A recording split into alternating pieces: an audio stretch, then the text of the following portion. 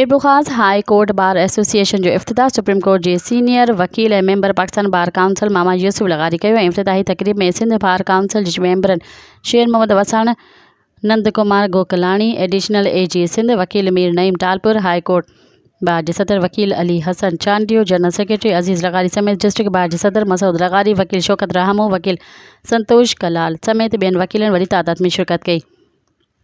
इन मौके ते तकरीब के ख़िताब कंदे पाकिस्तान बार काउंसिल के मेंबर ऐं सुप्रीम कोर्ट के सीनियर वकील यूसुफ लगारी चयो त मुल्क जूं हालतूं इंतहाई ख़राब आहिनि। उन जो हिकु वॾो कारण वकीलनि में इतिहाद जो न हुजण बि आहे। हुन वधीक चयो त आउं हिकु वकील जी मुंशी जो पुटु आहियां। ज़िंदगी जी 55 सालनि में 17 खां 80 सैकड़ो केस मुफ़्त में विढ़िया आहिनि। हुन चयो त जॾहिं मीर मुर्तज़ा भुट्टो शहीद थियो त गनवा भुट्टो खे पंहिंजो केस विढ़ण लाइ वकील न पियो मिलियो त आउं उन जो वकील थियसि। उन खां सवाइ नज़ीर अब्बासी मामले में ज़िया ख़िलाफ़ केस दाख़िल करायो। ठोड़ी फाटक जे शहीदनि जो केस बि मुफ़्त में विढ़ियो। मज़ीद ख़बरनि ऐं तफ़सीलात लाइ विज़िट कयो असांजी वेबसाइट www.awamiNewsHD.com ऐं ॾिसंदा रहो अवामी न्यूज़ HD।